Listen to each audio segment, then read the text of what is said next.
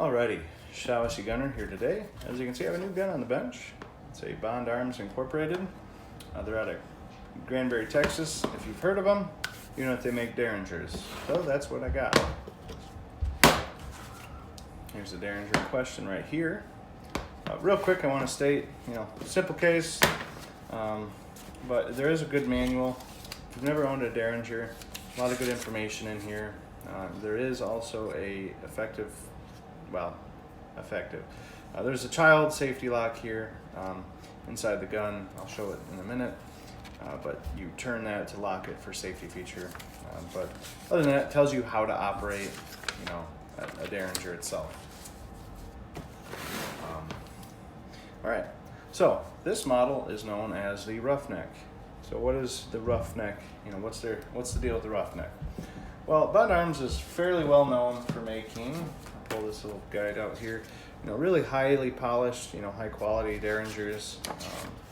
They're kind of the big name in town. Look at this guy.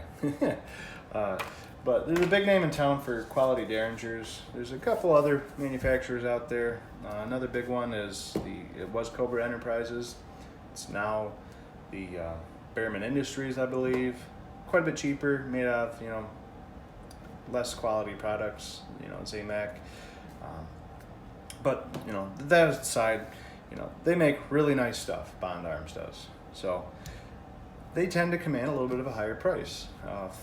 Tends to be $400 to $700 depending on, what you have. So they wanted to put out a, rougher finish, entry-level line. So this is the Roughneck. They have the Rowdy. The Rowdy's in 45 long Colt 410 with a little bit longer barrel. Costs a little bit more. And this Roughneck comes in 357 Magnum, which this model is here, or 45 ACP. So that being said, the Msrp on this is $269. I paid $250 at the time of this video, so pretty reasonable. If I do say so myself, I think, for what you get here. Now, a couple other things. The barrel is 2.5 inches long. The length of the gun is 4.5 inches long, so really compact. And the weight is 19 ounces. And this is all stainless steel construction, very nicely made. The Roughneck being, a little bit less polished, that's how they got the price down. As you can see, there's a couple little marks here, for machining. They didn't really take the time to polish it down. And that's what that's how you're getting it at this price point. The good thing is that this is completely, compatible with all their higher quality, longer barrels. I could throw a 6-inch barrel on this and 45 long Colt 410, no problem. You could throw longer grips on this, a little bit better than just the rubber. You can get some wood grips and things like that. So it is cool because it's cheaper, but it gets you into that whole ecosystem that they have. So buying a cheap one like this can get you started. And if you want to change a few things and have some more availability, it'd be great. The other thing is, I think they kind of market this as like a tackle box gun because you really don't have to worry about, with this bead blasted frame here, scratching the crap out of it or anything like that. So yeah, I think, in terms of like uses for this, will I carry it? I don't know, maybe sometimes. I gotta get a holster for it, but I think that, a lot of people don't give them credit for what these are. They're a fun gun first and foremost, I think. I think they're very collectible. They're really cool. There's not a lot. I think a lot of people buy them because of the collectability, as well as, for the bigger brothers, the 45 long Colt 410, for a pretty effective snake gun. As well as, with that 410, you get some of them buckshot loads, and decent self-defense round, to use for self-defense in situations. But yeah, I think that, it's fairly usable for a lot of different purposes. And like I said, I think in their guide here, when you turn to the page, when they talk about the Rough series, being affordable, and you can see the different models here. I think, yeah, right here, tackle box gun that people can enjoy and not worry about getting scratched or beat up. It's exactly, what I think of it. So back to the gun a little bit here. If you're not familiar with Derringers, they're only a 2-barrel. You have the release here, very nice, clean. It opens great. It shuts, has a really nice click. It really feels nice when you do it. Seems like they have their stuff together. So yes, this does have an ejector here. I have a little dummy 357 load I made up here. No primer or powder. So you put them in, you'd go ahead and shoot. This technically is, you can push it out, but it actually just has a spring tension that you can just go ahead and pull it out, no problem. Works just fine. I have shot this a few times already. I will say, very substantial recoil out of a heavy 357 load. Tends to beat you up right in here a little bit, but it's kind of why I bought it, because I'm like, this is probably one of the most compact 357 magnums you could probably get. I know they got snubby revolvers and whatnot, but they don't tend to have a grip this small. And I know they say that like this is a 2.5-inch barrel, but by the time you chamber a round, you only have probably less than an inch of rifling there. So I do want to test the velocity out of this guy. I didn't really get a good interpretation of accuracy yet. I've only put 20 rounds through it. Trying to conserve some ammo right now, but it's cool. I like it. Definitely has quite a bit of kick. But another couple things here. It is single action only, so you cock her back and it alternates between the different barrels with a mechanism in here, so this slides back and forth. The trigger pull itself, go ahead and try fire it real quick. So when you pull the trigger, you have to kind of push down, you can see there, so it's not just a straight back. If you try to pull straight back, it's going to be very, very hard to pull, so you tend to slide down. And it's still a heavy trigger pull, but it's definitely manageable.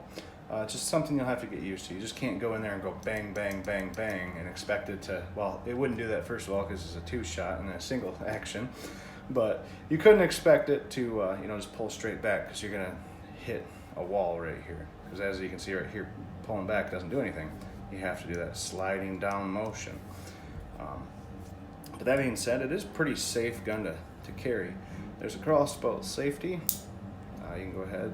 This is unsafe. It blocks the hammer from the firing pin. So, I mean, by and large, this is going to be as safe as any gun to carry, really.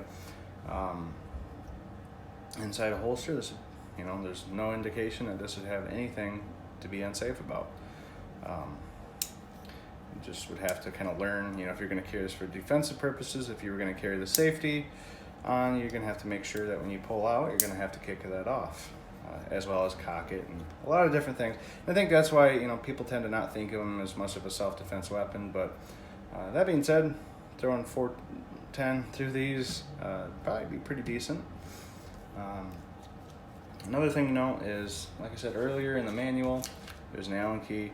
So this Allen key hole right here is to go ahead and lock the gun out.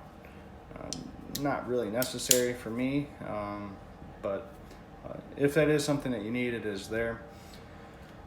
But yeah, I mean, I think Bond Arms did a pretty good job of making an affordable Derringer that the masses can buy. That being said, I'm kind of digging it. I think it's going to take me a little while to get used to the manual of arms. It's been a while since I've owned a Derringer, for one. And who knows? This could snowball. Could be getting all kinds of stuff. So, yeah. And I guess one thing also to note is they have some other lines, but they tend to have these trigger guards on now. They kind of look like a little bit of an afterthought, even on like their more premium models here. But and there, as you can see, but they do, I mean, they work good. They kind of make the gun look a little bit more balanced. I mean, typically a Derringer would not have that. It can just be, the frame like that. But I think a lot of people tend to dislike the fact that there's no trigger guard, so that's why they're having them. And I don't know if there's some state compliance issues there or anything like that, but definitely, doesn't hurt. So, but yeah, I really like this gun. I think it's fun. I think, it'd be cool for everybody to own, have one just to kind of plink around with. Definitely if you live in the South. I live up in Michigan, so snakes aren't a huge concern. We really don't have too many incidences of any kind of venomous snakes. I think there's only one, but they're very rare. So if you live down in Texas or something where these guns are made, then yeah, I get it. I get why their claim to fame is shooting them 410 shells, or I hear they really promote their 45 shot shells. Those are supposedly really good for snake as well. That being said, I could probably throw some shot shells in these, the 38 357, and have no problem, dispatching some small rodents or like a rat or something like that. So kind of cool. I definitely think if you see one in the gun store, check it out. They're pretty cool. So I'll probably keep this in my collection, as I think it's a cool piece to add. And I think, in the future, yeah, not a bad little gun to tuck away somewhere, like I said, tackle box, truck or car or something like that, just to have on hand. It's a pretty static gun. There's not really any spring tension. It's not like a mag is sitting there compressed or anything like that. It's just going to sit there, and whenever you need it, it'll fire. So, yeah. Well, I guess last thing, closing thought here, I kind of forgot to talk about is these sights. It's just built into the barrel. It's a big blade, and the rear sight's built into the hinge. So not the best sight picture, but usable for what it is for. Really close, up close self-defense situations, as well as snakes. And plinking. So, alrighty. Well, thanks for watching, and I'll do some updates soon. Like I said, I do want to do some velocity testing out of this and compare it to like a snub revolver, see if there's any real big differences in velocity comparatively out of this over a longer barrel length or whatnot. So, but yeah, alright. Well, thanks for watching, and stay tuned soon.